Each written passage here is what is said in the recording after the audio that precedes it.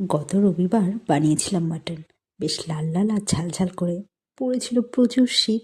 তো সেই শীতে লাল লাল ঝাল ঝাল মাটন দিয়ে ভাত খেতে তো ভালোই লাগে, তাই না?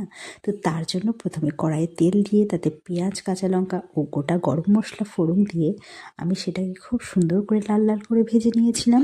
কারণ পেঁয়াজটা যদি ভালো মতো ভাজা না হয় তাহলে মাংসের ফ্লেভারটা ঠিক আসে না। এরপর আমি এখানে মোট 600 গ্রাম মতো মাটন, আমি সেটাও পেঁয়াজ আর লঙ্কার সাথে খুব সুন্দর করে ভাজা ভাজা করে নিচ্ছিলাম। তাতে দিয়ে দিয়েছিলাম লবণ, লাল লঙ্কার গুঁড়ো আর একটু হলুদ গুঁড়ো। এটা দিয়ে বেশ ভালো করে আমি কষিয়ে নেব। লবণ দেওয়ার ফলে মাটন থেকে বেশ খানিকটা জল ছাড়বে। এই জলেই মাটনটা কিছুটা সিদ্ধ হয়ে যাবে। এরপর আমি তাতে দিয়ে দেব গোটা আলু, যেটা ডুমো ডুমো করে কেটে রাখা। আমি এটা আগে থেকে ভাজিনি, যেহেতু মাটন রান্না করতে একটু টাইম লাগে, তো আলুটা এর সাথে সিদ্ধ হয়ে যাবে। এরপর তাতে দিয়ে দিয়েছিলাম জিরে আর ধনের গুঁড়ো, আদা বাটা আর রসুন বাটা, ও তাতে দিয়ে দিয়েছিলাম সামান্য একটু উষ্ণ গরম জল। সেটা দিয়ে মাটনের সাথে খুব সুন্দর করে কষিয়ে নেব।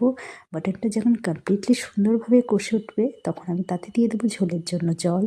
ঝোলটা অনেকটাই ফুটে কমে আসলে তাতে মাটন ফ্যাটটা দিয়ে দেবো ও নামানোর আগে দিয়ে দেবো গোটা গরম মশলার গুঁড়ো।